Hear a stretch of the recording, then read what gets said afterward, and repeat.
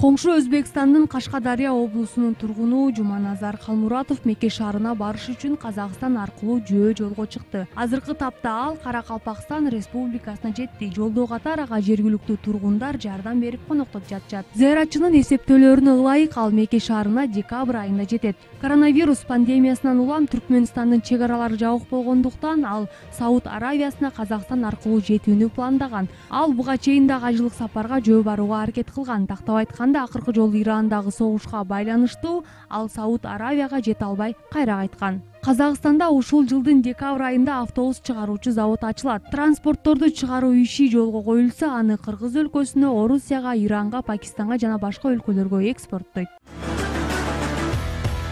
Өлкөдө акыркы сутка ичинде коронавирустан 318 бетап айыгып чыкса, 155 адам илдетти жуктуруп алган. Ал эми 2 адам каза болду. Кайрылуулардын азайгандыгына байланыштуу Бишкек шаарындагы дагы 4 стационар ишин токтотту. Бул тууралуу Бишкек шаардык мэриядан билдиришти. Алар Газпром спорт комплекси, Раатбек Санатбаев атындагы спорт комплекси, номер 68 мектеп гимназиясы жана номер 96 орто мектеби. Шаардыктар Кожомкул атындагы спорт сарайындагы күндүзгү стационарды жана 12 Кичи районундагы Бишкек Наабайкана муниципалдык ишканасындагы күнү-түнү иштеген стационарды колдонууну улантып жатышат. Өлкөбүздө жогорку жана орто окуу жайларда жаңы окуу жылы аралыктан билим берүү технологияларын колдонуу менен онлайн форматта башталат. Бул тууралуу Билим берүү жана Илим министрлигинин басма сөз кызматынан билдиришти.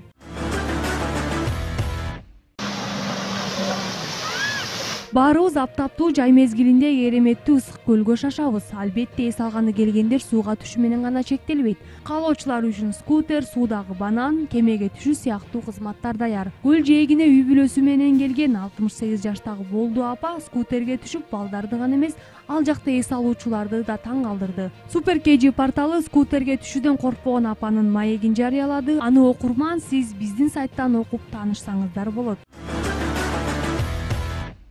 Бишкек шаарындагы Чоңчуй каналына түшүп кеткен 5 жашар баланын жансыз денеси 8 күндөн кийин табылды. Ал эми куткаруучулар 15 август күнү эс алууга барып, Аламүйдүн суусуна түшүп кеткен 26 жаштагы кызды издеп жатышат. Ош облусунун Кара Суу районунда 6 жашар кызга ыплас иш-аракеттерди кылган деп шектелип, 30 жаштагы жаран кармалды. Окуя 11 июль күнү болжол менен саат 11:30 чамасында Кара Суу районунун Нариман айыл өкмөтүнө караштуу айылдардын биринде болгон. 6 жашар кызым үйдүн жанында ойноп жаткан жеринен белгисиз жаран унаасын атайлап алдап салып, кызыма карата ыплас аракеттерди жасап, денесине жаракат келтирди деп кыздын апасы милицияга кайрылган. Бул факты 11 июлда кылмыштардын жана жоруктардын бирдиктүү реестрине катталып, сотко чейин көндүрүшкө алынган. Учурда бул иш тергелип бүтүп, сотко жөнөтүлдү. Анда эмесе эртеңки күнгө карата аба ырайы менен таанышып алыңыздар.